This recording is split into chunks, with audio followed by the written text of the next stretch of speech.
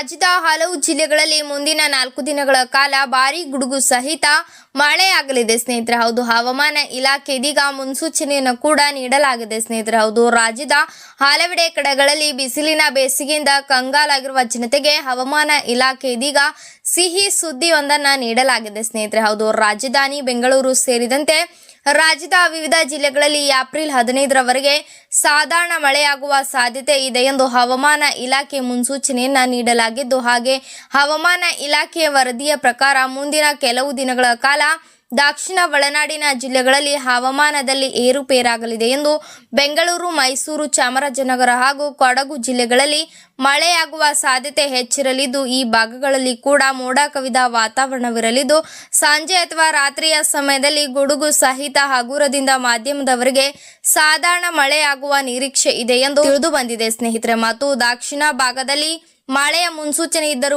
ಉತ್ತರ ಒಳನಾಡಿನ ಜಿಲ್ಲೆಗಳಲ್ಲಿ ಮಾತ್ರ ಸದ್ಯಕ್ಕೆ ಮಳೆಯ ಲಕ್ಷಣಗಳಿಲ್ಲ ಸ್ನೇಹಿತರೆ. ಹಾಗೆ ಬಿಸಿಲಿನ ತಾಪಮಾನ ಕೂಡ ಕಲಬುರಗಿ, ಬೆಳಗಾವಿ, ವಿಜಯಪುರ ಮತ್ತು ಬಾಗಲಕೋಟೆ ಜಿಲ್ಲೆಗಳಲ್ಲಿ ಶುಷ್ಕ ವಾತಾವರಣ ಮುಂದುವರೆಯಲಿದ್ದು, ತಾಪಮಾನ ಮತ್ತಷ್ಟು ಏರಿಕೆಯಾಗುವ ಸಾಧ್ಯತೆ ಇದೆ ಎಂದು ಹವಾಮಾನ ಇಲಾಖೆ ಇದೀಗ ಯೆಲ್ಲೋ ಅಲರ್ಟ್ ಘೋಷಣೆಯನ್ನ ಮಾಡಲಾಗಿದೆ ಸ್ನೇಹಿತರೆ.